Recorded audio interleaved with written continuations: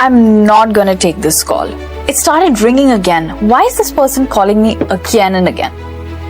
I'm not gonna take this because I don't have the time for it. Does this happen with you ever? Requests for your time are flooding in all the time. Through phone, through your email, through your chat, or your messages, or in person. From right now, you can choose how you respond to these requests for your time. When the request comes in, take yourself off autopilot, where you might usually say yes, but now you need to say no. You should use the request that you receive from now on as an opportunity to draw a healthy boundary around your time. When we decide not to do something, it means we can say yes to something else. So you have a unique opportunity to decide how you spend your precious time. The whole thing is that to stay productive and to minimize stress, you have to learn the gentle art of saying no. An art that many people have problems with. So what's so hard about saying no? It's something I have struggled with for many years. Because to start with, it can hurt, anger, or disappoint the person you're saying no to. And that's not usually a fun task. Second, if you hope to work with that person in the future, you'll want to continue to have a good relationship with that person. And saying no in the wrong way can destroy that. I'm so sure. So what we must remember is that by saying no, you are saying yes to something more important. Things like de-stressing yourself, spending time with your family, helping somebody, etc., etc. So today I'm going to share with you the strategies that helped me learn the gentle art of saying no. This is Michelle on Skillopedia, the place to learn skills for the real world.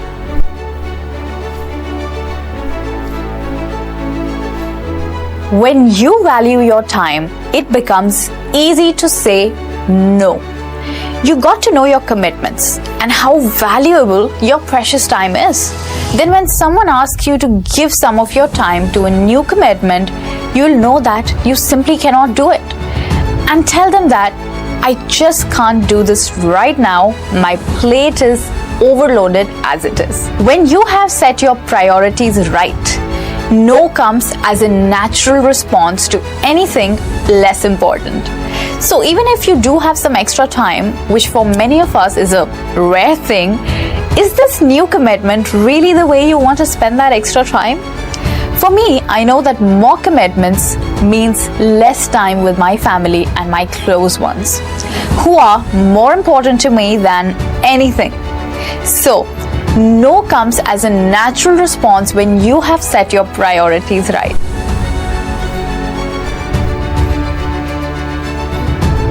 To master the art of saying no, you should practice saying no.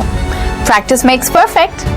Saying no as often as you can is a great way to get better at it and more comfortable with saying the word. And sometimes repeating the word is the only way to get a message through to extremely insisting people. When they keep insisting, just keep saying no. In the end, they'll get the message.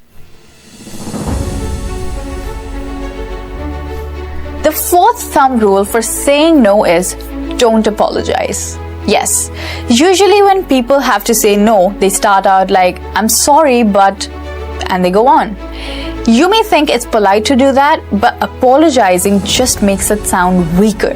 You need to be firm and unapologetic about guarding your time or saving your time. So you could say something like, I know you were hoping we'd be able to work on this together on the weekend.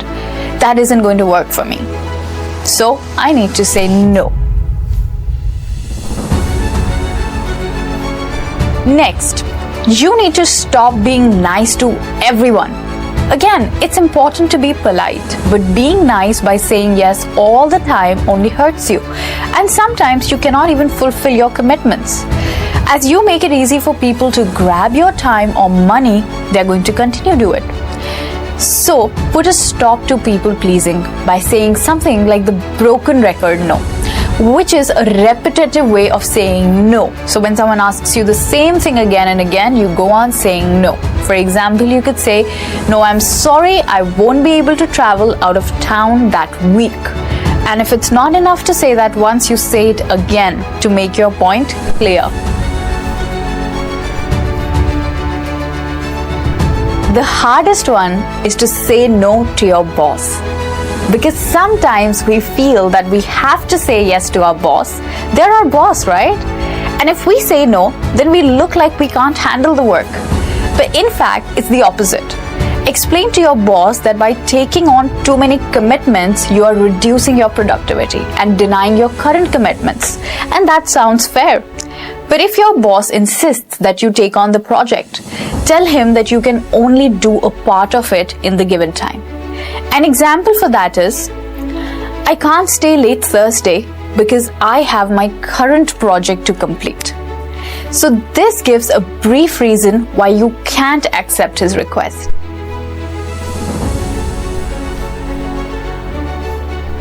A smart trick is to preempt the requests.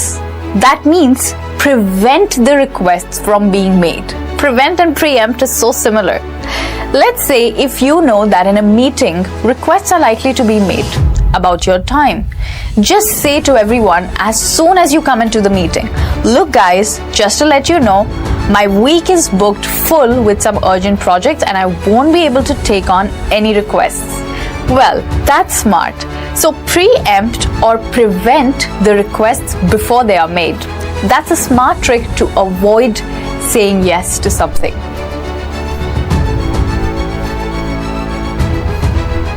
If you think the request is important or that you can cater to the request at another time, just say, "I'll get back to you." Instead of providing an answer then and there, it's often better to tell the person you will give their request some thought and get back to them. So say something like, "Josh, let me check my schedule and I'll get back to you. How about if I let you know by tomorrow afternoon?" Well, this is a polite example of saying no by postponing it to a later time. Again, if you think you can consider the request at a later time, you can postpone it. For instance, just say, "This sounds like an interesting opportunity, but I just don't have the time at the moment. Perhaps you could check back with me in the evening?" Or say something like, "I'm sorry, I'm not free to meet in an hour, but I'm free later today. Can we meet at 8 p.m.? So this is the gentle art of saying no. We have got great examples that we can use.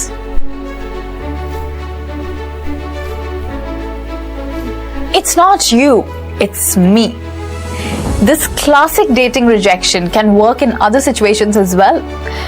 Many times, the person or project is a good one, but it's just not right for you. At least not at that time. In such a situation, you could say the pleasant no by complimenting them or appreciating them. Look at this example. "Sue, I really appreciate your offer to help me out, but I'm going to have to say no. Thanks, I appreciate your offer." Let's face it, guys, it is hard to say no, especially if you haven't done it much in the past. It will feel awkward. Remember that you are the only one who understands the demands of your time. So think about it. Who else knows about all of the demands on your time? No one, right? Only you are at the center of all these requests. So you are the only one that understands how much time you really have. So you are the one who has to say no. So try it now after watching this video. Say no to anything that calls for your time when you are not ready to give it. So thank you so much for staying with me.